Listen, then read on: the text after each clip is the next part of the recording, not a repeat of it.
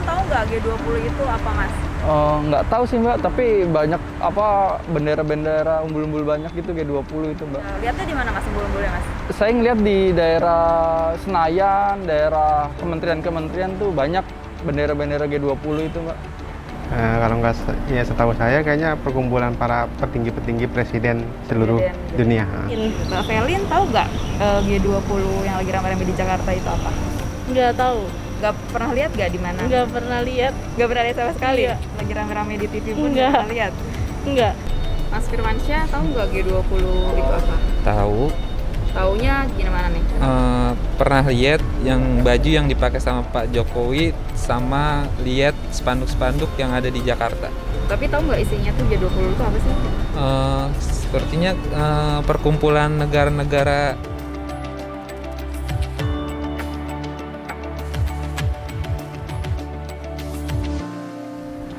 Indonesia terpilih menjadi presidensi G20 sejak 1 Desember 2021. Konferensi G20 ini tak banyak menarik minat masyarakat luas. Tapi sebetulnya ada banyak manfaat yang dirasakan Indonesia sebagai negara anggota G20, terutama ketika menjadi presidensi G20.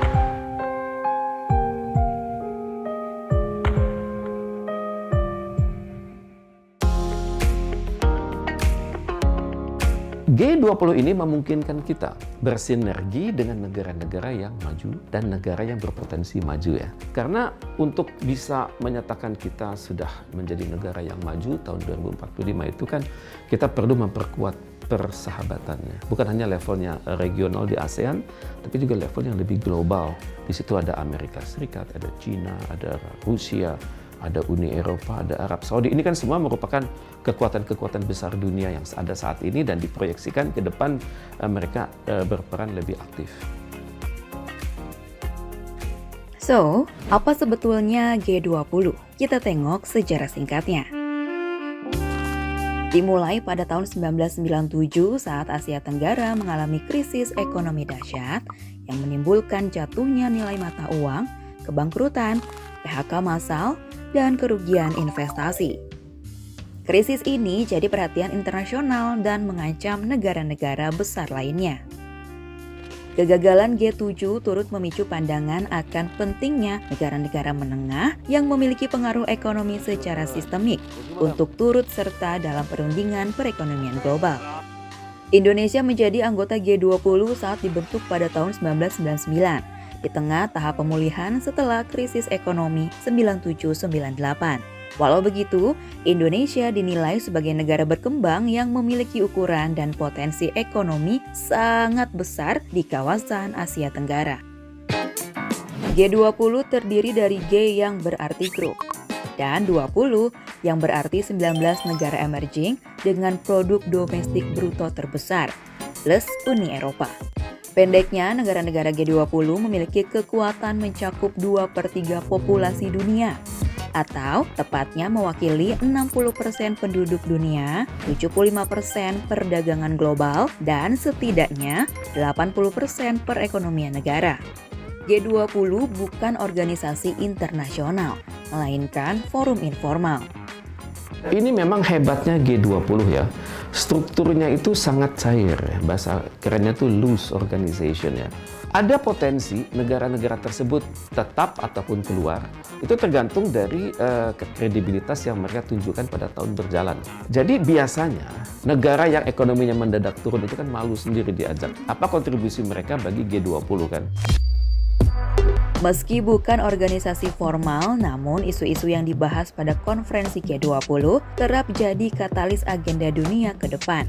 Setiap tahunnya, G20 membahas sejumlah isu yang terdiri atas jalur keuangan atau finance track, yakni isu-isu ekonomi pada sektor keuangan. Sementara jalur Sherpa atau Sherpa Track membahas isu ekonomi non-keuangan, salah satunya isu perubahan iklim. Tidak seperti kegagalan forum G7, forum G20 berhasil mengambil peran nyata dalam berbagai krisis yang terjadi di dunia. Pertama, G20 turut mengatasi krisis keuangan global tahun 2008 melalui paket stimulus fiskal dan moneter yang terkoordinasi dalam skala sangat besar. G20 bekerja sama dengan OECD telah mengambil langkah-langkah konkret untuk mengatasi masalah yang disebabkan oleh Base Erosion and Profit Shifting atau BEPS. BEPS adalah praktik strategi penghindaran pajak global oleh perusahaan multinasional yang sengaja menghindari kewajiban pajaknya dengan cara mengalihkan keuntungan perusahaan ke negara lain yang menerapkan tarif pajak lebih rendah. G20 berkontribusi dalam penanganan pandemi melalui injeksi lebih dari 5 triliun US dollar dan penurunan atau penghapusan bea pajak impor bagi alat penunjang kesehatan.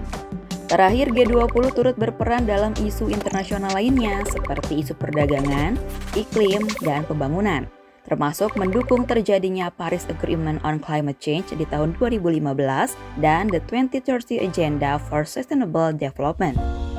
Indonesia berupaya keras untuk menghasilkan inisiatif-inisiatif konkret untuk mendorong pemulihan situasi global agar segera pulih dan menjadi kuat. Recover together, recover stronger.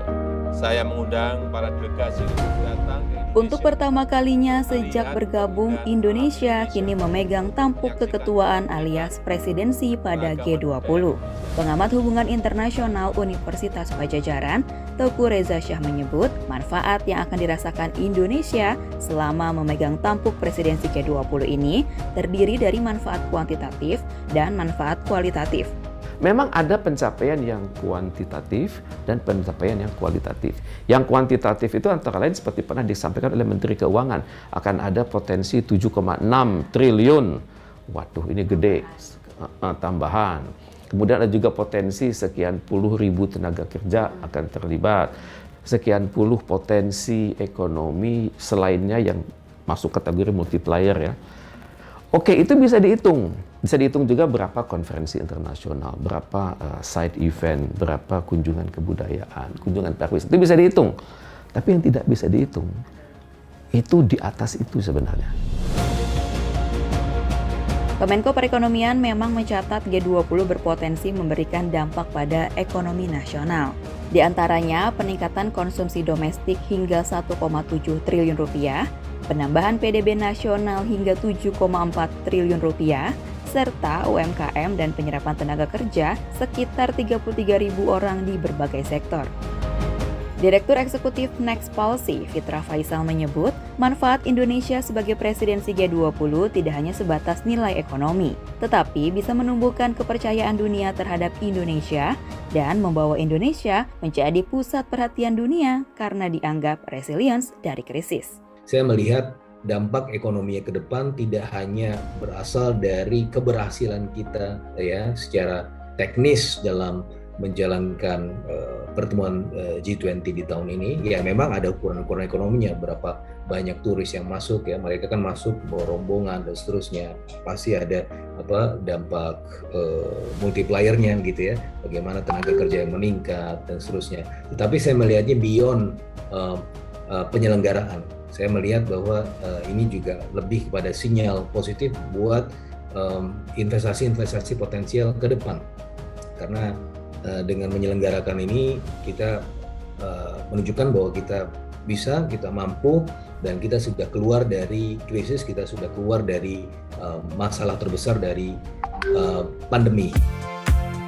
Indonesia sebagai presidensi G20 menurut Fitra juga bisa menjadi kesempatan untuk lebih mengutamakan kepentingan negara berkembang yang diharapkan berujung pada peningkatan komitmen investasi dari negara-negara maju anggota G20 dan organisasi internasional.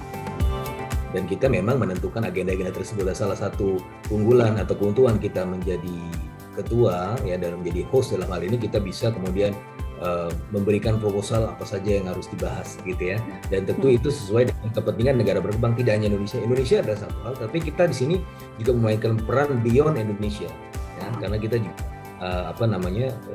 tadi sebagai penyambung lidah negara-negara berkembang juga gitu. Jadi dalam hal ini tentu aspek dan aspirasi negara-negara berkembang menjadi lebih dominan gitu ya, dan agenda-agenda yang dibahas ya, dari sisi peningkatan penyerapan tenaga kerja, kebutuhan investasi, green economy ya, dan seterusnya. Memikul tanggung jawab sebagai presidensi G20 tentu saja memberikan peluang sekaligus tantangan bagi Indonesia.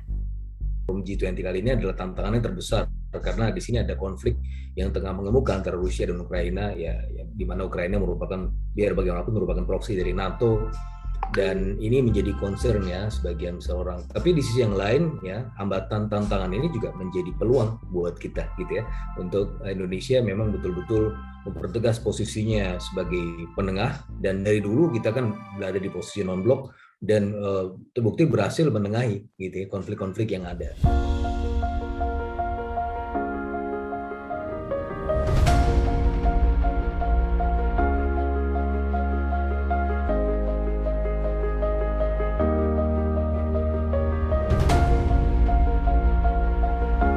Memegang tampuk keketuaan G20 tentu menjadi peluang sekaligus tantangan bagi Indonesia. Semoga Indonesia bisa menjalankan peran sebagai pemersatu aspirasi negara maju dan negara berkembang pada G20 tahun ini, sehingga bisa menghasilkan output yang positif untuk agenda dunia ke depan.